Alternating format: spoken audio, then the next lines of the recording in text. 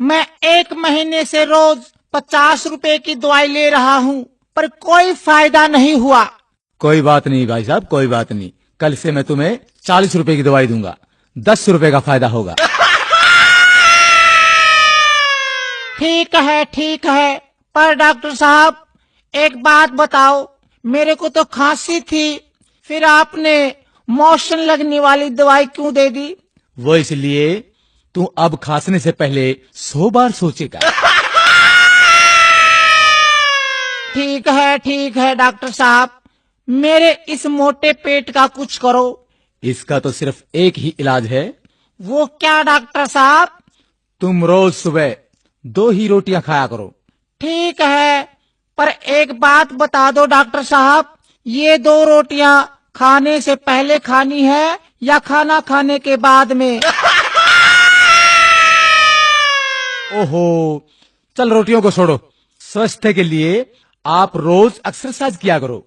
Doctor साहब, मैं रोज football खेलता हूँ, क्रिकेट और टेनिस भी खेलता हूँ। अच्छा ये बताओ, तुम रोज कितनी देर खेलते हो? जब तक मोबाइल की बैटरी खत्म नहीं हो जाती। ओहो, बड़े मूर्ख हो यार, तुम तो पागल हो गए हो। कैसे हुए? मैंने एक विधवा से शादी की, उसकी जवान बेटी से मेरे बाप ने शादी की, तो मेरी वो बेटी मेरी माँ बन गई। उसके घर बेटी हुई तो वह मेरी बहन हुई, मगर मैं उसकी नानी का शौहर था, इसलिए वह मेरी नवासी भी हुई। इसी तरह मेरा बेटा अपनी दादी का भाई बन गया, और मैं अपने बेटे का भांजा, और मेरा बाप मेरा दामाद बन गया, और मेरा बेटा अपने दादा का साला बन गया। और अबे चुप कर, मुझे भी पागल करेगा क्या?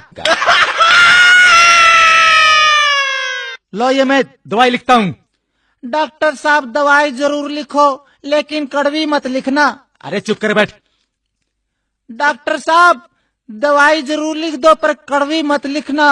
रमत तेरी खातिर 1 किलो जलेबी लिख दूं? बैठ जा, ज्यादा मत बोल।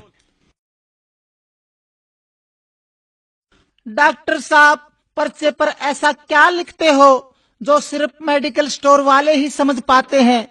मैं लिखता हूँ, मन्ना तो लूट लिया और तू भी लूट ले।